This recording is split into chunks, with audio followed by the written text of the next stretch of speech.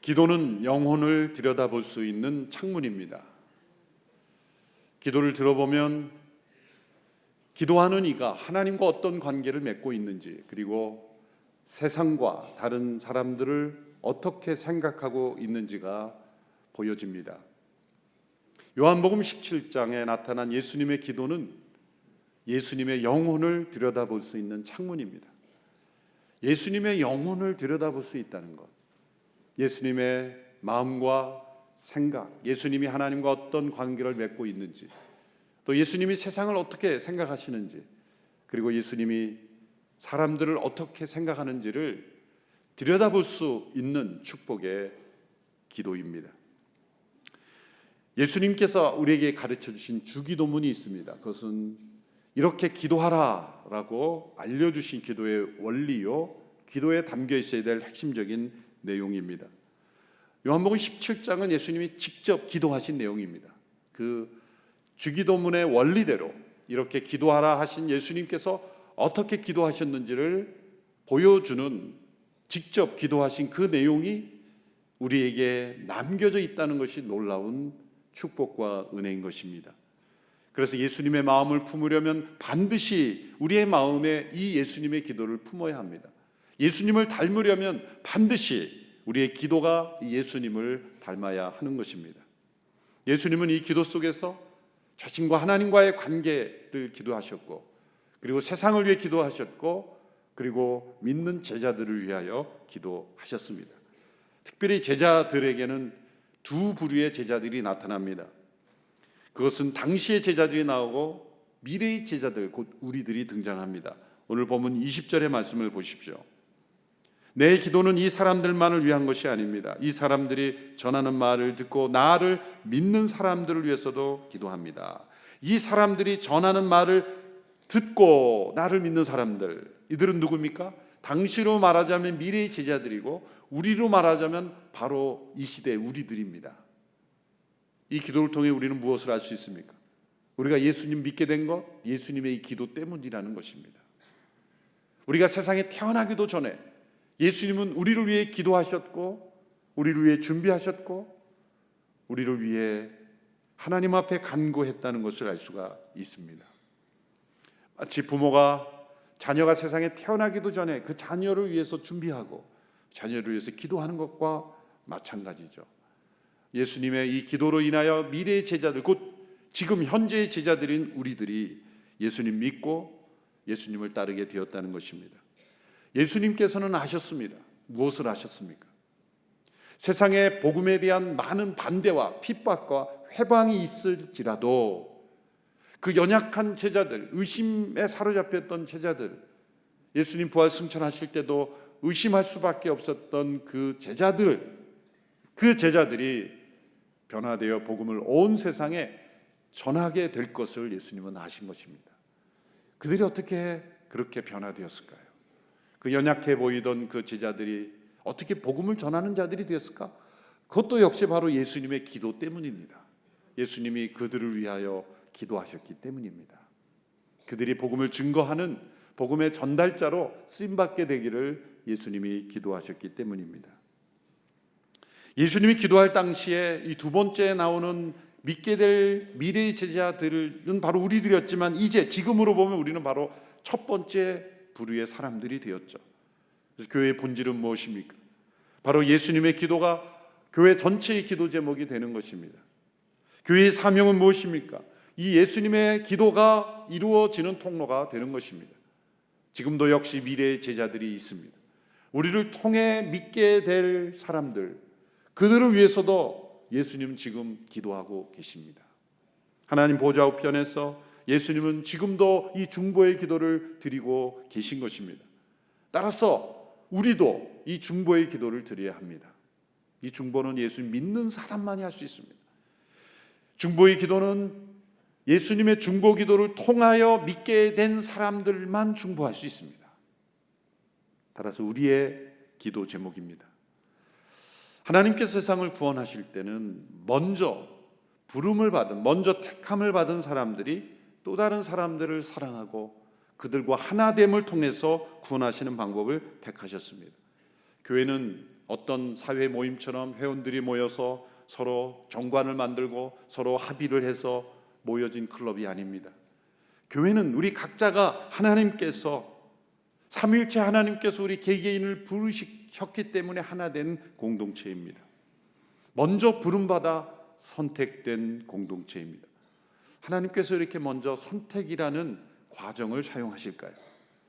인간이 관계적인 존재이기 때문입니다. 관계를 통해서 믿게 되고 관계를 통해서 알게 되고 관계를 통해서 복음이 전해지는 것을 하나님은 기뻐하시기 때문입니다. 먼저 선택받은 목적은 바로 선교라는 것을 보여주는 것입니다. 사도행전의 역사가 바로 그것입니다. 사도행전의 역사는 성령님께서 먼저 선택하신 이를 사용하신 역사입니다. 그들이 온전히 순종한 것 아닙니다. 어떤 이들은 순종했고 또 어떤 이들은 순종하지 못했습니다. 그럼에도 불구하고 복음이 먼저 선택받은 이들을 통하여 그들의 공동체를 통하여 온 세상에 전파되는 역사, 그것이 사도행전의 역사입니다. 레슬리 뉴비긴이라는 훌륭한 선교학자의 이 통찰력 있는 말을 함께 읽어보겠습니다. 우리 함께 읽어볼까요? 시작. 선교는 교회가 주변의 세상을 정복하려고 자신의 힘과 지혜를 발휘하는 활동이 아니다. 오히려 하나님께서 세상의 구원을 위한 그리스도의 사역을 완성시키기 위해서 그분의 영의 능력을 발휘하시는 하나님의 활동이다. 선교는 교회 프로그램이 아니라는 것입니다. 성령님께서 앞서 활동하시는 하나님의 사역. 그래서 성령님은 교회보다 언제나 앞서가십니다. 그래서 선교의 주체는 성령님이시요 교회는 성령님을 따라가는 겁니다. 그래서 성령님이 이 시대에 어떤 일을 행하시는가, 저희 온누리교회는 그것을 성령님께서 행하신다고 알게 된 것이 이주민입니다. 난민입니다. 전 세계에 3억 명이 넘는 사람들이 이주하고 있습니다. 여러 가지 목적이 있죠. 잘 살기 위해서 떠나는 사람도 있고 어쩔 수 없어 떠나는 난민도 있고, 오늘 새벽에도 나오다 잠깐 뉴스를 보니까 그리스 난민 배가 바다에 또 침몰했어요. 고향을 떠날 수밖에 없는 그들이 수십 명, 수백 명이 탄 배가 바다에서 침몰될지라도 어쩔 수 없이 떠나야만 한 그들의 운명. 또 곳곳에 흩어져 있는 시리아 난민들, 계곡마다 난민들 촌에는 마음껏 복음을 전할 수 있는 기회가 주어져 있어요. 이주민들이 고국을 떠나 이슬람을 떠나 자기의 본토 친척을 떠나 외로운 이 한국에 와서, 이제 한국에 250만 명의 이주민들이 있어요. 그들이 곳곳에 흩어져 있습니다. 집에 가면 농어촌에는 이 이주민들이 다 일을 하고 있다고 봐도 돼요. 그들이 이 땅에 뿌리를 내리고 있을 때 우리가 그들을 어떻게 대하는가에 따라 한국 사회의 지형은 바뀌어지는 거죠. 성령님께서 역사하시는 이 시대의 선교적 기회인 것입니다. 성령님께서 앞서 행하시는 이 일들을 우리가 따라가지 않으면 하나님께 쓰임받지 못할 뿐만 아니라 우리가 하나님의 축복을 잃어버리게 됩니다.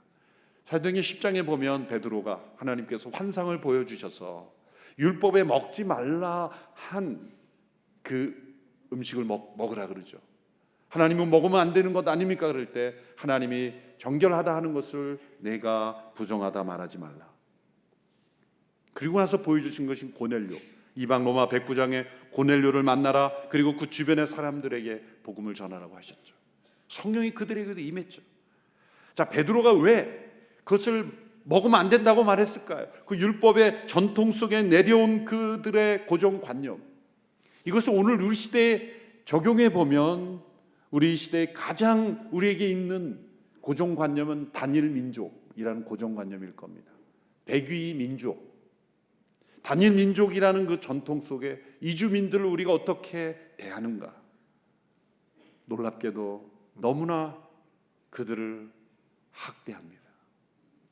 그들을 무시합니다. 그들을 비하하고 그들을 이용하려고만 했지 사람으로 대하지 않는 한국 사회의 모습이 곳곳에서 나타나죠. 그 죄는 누가 감당할 겁니까? 그것은 베드로가 고넬료를 부정하게 여기고 그들에게 복음이 불필요하다고 여겼던 모습과 동일한 것일 수도 있습니다. 베드로는 그들에게 세례를 베풀었고 그들에게 성령의 놀라운 축복이 임했어요. 오늘 이 시대에 우리가 바라봐야 될 것은 우리나라에 온 250만 명의 수많은 이주민들이 성령을 받고 변화가 되고 세례를 받고 수많은 교회들이 세워지고 그들이 하나님의 사람으로 변화돼서 또 많은 사람들이 그들의 고국으로 돌아가서 그들의 교회를 개척하는 그 비전을 바라보는 것이 하나님이 기뻐하신 일이라고 믿습니다. 사도행전 11장 17절에서 베드로가 나중에 자신이 그 이방인들과 함께 교제한다는 소문을 듣고 유대인 신자들에게 공격을 받을 때 이렇게 답변했습니다. 중요한 말씀입니다. 사도행전 11장 17절의 말씀 우리 같이 읽겠습니다. 시작. 그러니 하나님께서 주 예수 그리스도를 믿는 우리에게 주신 바로 그 선물을 그들에게도 주셨는데 내가 누구라고 감히 하나님을 반대할 수 있겠습니까? 우리에게 주신 바로 그 선물을 그들에게도 주신 사건, 그것을 내가 반대할 수 있겠습니까? 선교란 무엇입니까? 선교란 이 말씀에 근거해서 믿는 우리에게 주신 바로 그 하나님의 선물을 그들에게도 주시는 것을 체험하는 겁니다. 선물을 자신만 받기 원하는 사람은 이 선교가 일어나는 걸 원치 않겠죠. 그러나 이것이 너무나 소중한 선물이기에 또 다른 이들에게, 내가 만난 이들에게, 우리에게 찾아온 이들에게, 내가 찾아가야 될 이들에게 전해지는 것, 이 선물을 전해지는 통로가, 우리가 선물이 아니요, 우리가 선물을 만드는 것도 아니요, 하나님의 선물의 통로가 되는 것, 이것이 선물입니다. 놀라운 것은 이 선교는 그들에게 선물을 전해주는 이들까지 변화시킵니다. 선교는 세상을 변화시킬 뿐만 아니라 교회 자체도 변화시킵니다. 선교는 성령님께서 세상과 교회를 동시에 새롭게 하시는 일이에요. 고넬료만 복음을 들은 게 아니죠. 이 과정을 통해서 누가 변화됐습니까? 베드로도 변화됐어요. 베드로는 먼저 선택된 하나님의 사람이죠. 그런데 이 과정을 통하여 그는 진짜 살아계신 하나님을 체험하고 그분을 알아가게 된 것입니다. 베드로와 초대교회도 다른 차원의 회심을 경험한 거죠. 교회는 이렇게 끊임없이 회심되는 일들이 이루어지는데 그것은 선교를 통해서 이루어지는 것입니다.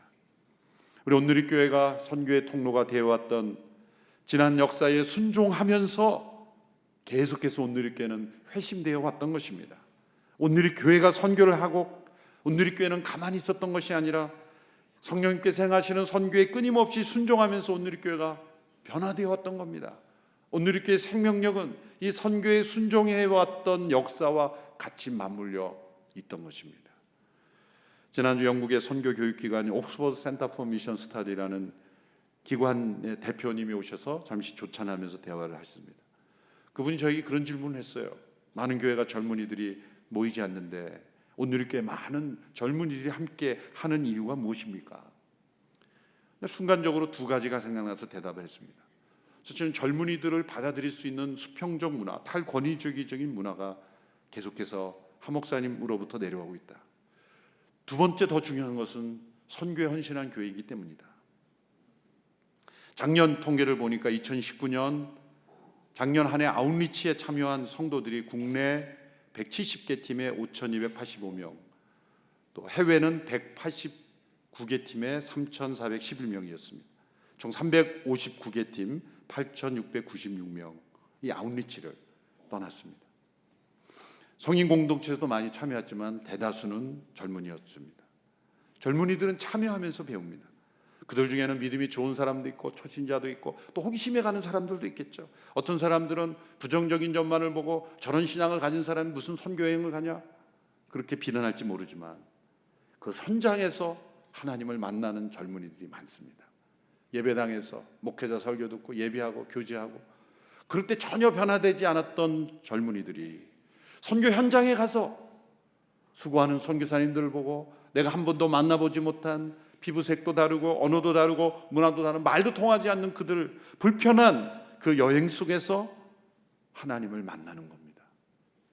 이것은 복음이 전해지는 일에 헌신하는 교회에게 주신 축복인 겁니다. 그들을 어떻게 변화시키겠습니까? 부모님이 변화시키겠습니까?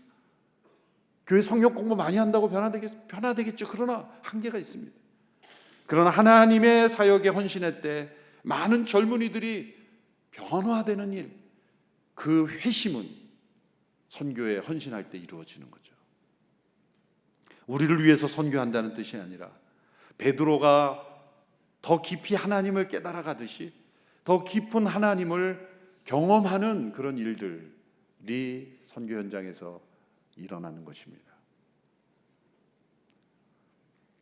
몇 년 전에 양지의 어느 공동체가 괌에서 2시간 떨어진 축이라는 섬에 아웃리치를 갔어요. 제가 괌 온누리교회 집회하러 갔을 때 그 아웃리치 온 팀하고 만났어요.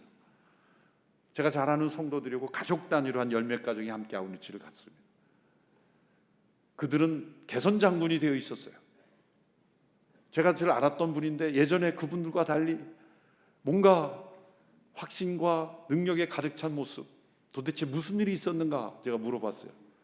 그랬더니 엄청난 일이 있었더라고요. 이제 짐을 다 붙였는데 그 짐이 다 다른 나라로 가버린 거예요. 짐이 안 온 거예요. 휴대용 짐 외에는 아무것도 안 온 거예요. 거기 며칠 지내야 되는데 그 무더운 여름에 갈아입을 옷도 없고 속옷도 없고 칫솔도 없고 아무것도 없는 거예요.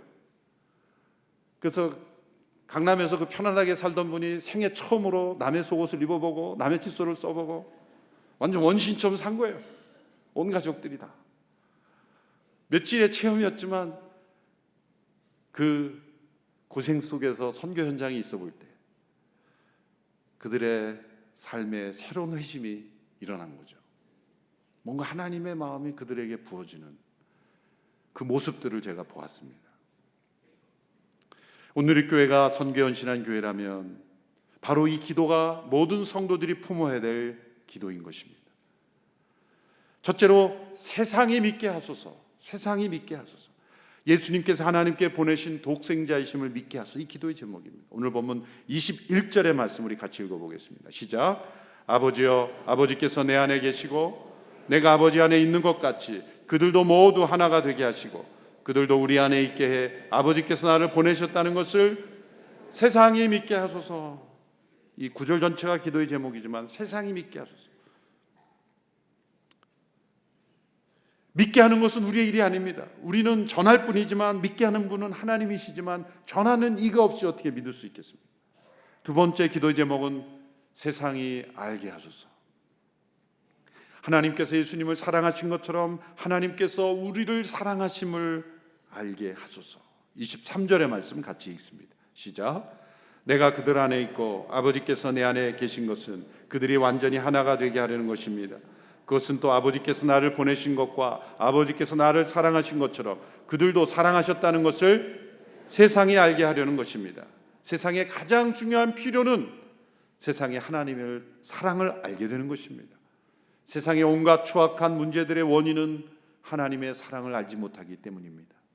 세 번째 기도 제목, 세상이 보게 하소서. 하나님께서 예수님에게 주신 영광, 그 영광이 얼마나 위대한 것인지를 보게 하는 것입니다. 24절 함께 읽습니다. 시작. 아버지여, 아버지께서 내게 주신 사람들이 내가 있는 곳에 나와 함께 있어 내 영광 곧 아버지께서 세상이 창조되기 전부터 나를 사랑하셔서 내게 주신 영광을 그들도 보게 하소서. 세상은 그 하나님의 영광을 보아야 합니다. 왜 예배가 일어나지 않습니까? 영광을 보지 못해서입니다. 영광을 보는 자는 엎드리고 경배할 수 있게 할 수밖에 없습니다. 영광을 본 자는 전할 수밖에 없습니다. 영광을 본 자는 세상에 휩쓸릴 수 없습니다. 첫째는 세상이 믿게 하소서, 세상이 알게 하소서, 세상이 보게 하소서. 이 세 가지 기도 제목은 연결되어 있습니다. 믿음으로서 출발해서 알므로 그리고 영광을 보는 모습. 세상은 내가 뭘 봐야 알고 믿겠다고 말하지만 신앙의 순서는 거꾸로입니다. 믿으면 알게 되고 보게 되는 겁니다. 이것이 전해지는 것, 그것이 우리를 통해서 이루어집니다. 그런데 이러한 일들이 이 기도 제목이 이루어지기 위해서 우리 안에 먼저 이루어져야 될 조건을 예수님의 기도 속에 나타납니다. 그것은 바로 우리가 영적으로 하나 되는 겁니다. 이 하나됨은 큰 조직적인 연합체로서 하나됨을 의미하는 게 아닙니다. 초대교회는 생명력이 있었지만 연합체로서, 조직으로서 초대교회 정관 없었습니다. 초대교회 조직 어떤 규칙 없었습니다. 그들은 영적인 생명력이었을 뿐이에요. 제가 어떤 규칙이나 그런 게 필요 없다는 뜻이 아니에요. 그것을 붙잡는 게 신앙이라고 착각하면 안 된다는 거죠. 후에 교회가 콘스탄틴 대제와 황제들에 의해서 지지를 받으며 전 유럽을 커워하는 정치적인 연합 조직이 되었을 때 교회는 어떻게 됐습니까? 생명력이 없어졌어요. 세상은 그리스도를 더욱 모르게 되었습니다. 예수님께서 기도하시니 하나됨은 무엇입니까? 정치적인 조직적인 하나됨이 아니라 영적인 하나됨. 21절을 보면 앞부분에 뭐라고 되어 있습니까?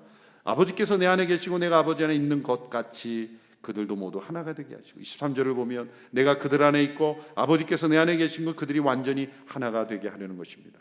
예수님의 기도 내용을 보면 네 가지 하나됨이 나옵니다.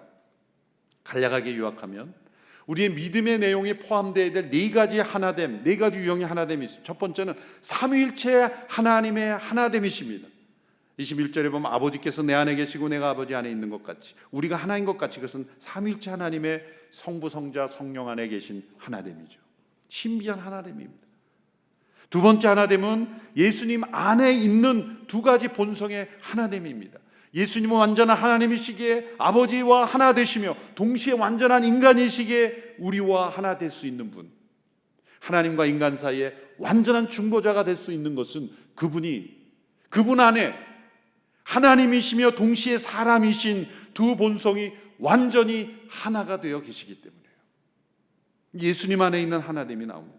세 번째, 예수님과 그분께 속한, 그분을 믿어 그분께 속한 사람들의 하나됨, 예수님을 머리로 하여 그분의 지체된 이들이 하나된 것. 1절에 보면 그들도 우리 안에 있게 해. 23절에 보면 내가 그들 안에 있고, 26절에 나도 그들 안에 있게 될 것입니다. 예수님과 우리의 하나됨. 네 번째 하나됨이 나옵니다. 그것은 지체된 우리 그리스도인들의 하나됨. 이 네 가지 하나됨이 예수님의 기도에 계속 반복되어 나옵니다. 그런데 이 네 가지 기도됨, 이 하나됨은 서로 고리처럼 연결되어 있어요. 첫 번째 하나됨, 삼위일체 하나님의 하나됨이 두 번째 예수 그리스도의 신성과 인성이 하나됨을 만들었고, 예수님이 신성과 인성이 하나된 분위기에 예수님과 우리의 하나됨이 가능하게 되었고, 예수님과 우리가 하나 될 수 있게 네 번째 우리의 하나됨이 가능한 거예요. 그래서 우리 하나됨이, 이 세 가지 하나됨이 없이 이루어지면 그냥 클럽인 거예요. 잘 뭉치는 동호회, 향후회, 동창회가 되는 거예요. 이 세 가지 하나됨, 이 앞에 세 가지는 우리가 이룰 수 있는 게 아니에요. 하나님이 다 이루신 거예요. 예수님이 다 이루신 거예요. 성령님이 다 이루신 거예요. 그 하나됨을 우리가 받아들이는 순간 우리 안에 하나됨이 이루어집니다. 그 하나됨이 이루어질 때 놀라운 것은 우리는 삼위일체 하나됨이 계속 뻗어나오셨잖아요. 삼위일체 하나됨 가운데 머물지 않으셨죠. 성육신 하셔서 인간이 되심으로, 이 땅에 오심으로 우리를 그분과 하나 되게 하셨죠. 그러면 우리가 하나 되면 뭐 어떤 일이 일어날까요? 우리도 그 하나됨이 계속 뻗어나가는 거예요. 우리를 통해서 아직도 믿지 않는 이들에게 그 하나됨에 계속 초청하는 거예요. 예수님 믿지 않는 이들이 우리에게 왔을 때 우리와 하나 되는 것 같지만 사실은 우리 안에 계신 그리스도와 하나 되고, 그리스도 하나 됨으로 삼위일체 하나님과 하나됨 속에 빨려 들어오는 거예요. 이 하나됨이 확장되어 가는 겁니다. 선교란 삼위일체 하나님이 우리를 통해 확장되어 가는 거예요. 초대교회 시절에 성도들이 로마 원형 경기장에 사자굴에 던져지고 그들이 흔들리지 않았던 이유가 뭘까요? 용기가 있어서, 담대한 심장이 있어서? 그게 아닙니다. 그들이 이 삼위일체 하나님의 하나됨 속에, 영적인 하나됨 속에 있었던 거예요. 그래서 그들은 몸이 찢어져도 그것을 뛰어넘는, 고통스러움을 뛰어넘는 영적인 하나됨 속에 있었기 때문에 그들은 세상이 감당치 못할 사람들이었던 겁니다. 교회는 세상이 예수 그리스도를 믿게 하고 알게 하고 그분의 영광을 보게 하기 위해 선택된 공동체입니다. 그래서 우리는 세상으로 나아감과 동시에 끊임없이 이 하나님 안에 하나됨 머물 때 놀랍게도 우리를 통해 하나님의 역사가 흘러가게 될 줄로 믿습니다. 이 일에 쓰임받는 온누리교회 되기를 주님의 이름으로 축원합니다. 기도하겠습니다. 살아계신 하나님, 우리 아를 하나님의 하나됨으로 초청하여 주시니 감사합니다. 그리스도께서 우리의 머리가 되심을 감사합니다. 하나님의 놀라우신 은혜가 우리를 통해 세상 속에 흘러가게 하시니 감사합니다. 이 일에 헌신하는 교회 되게 하여 주시옵소서. 예수님의 이름으로 기도합니다.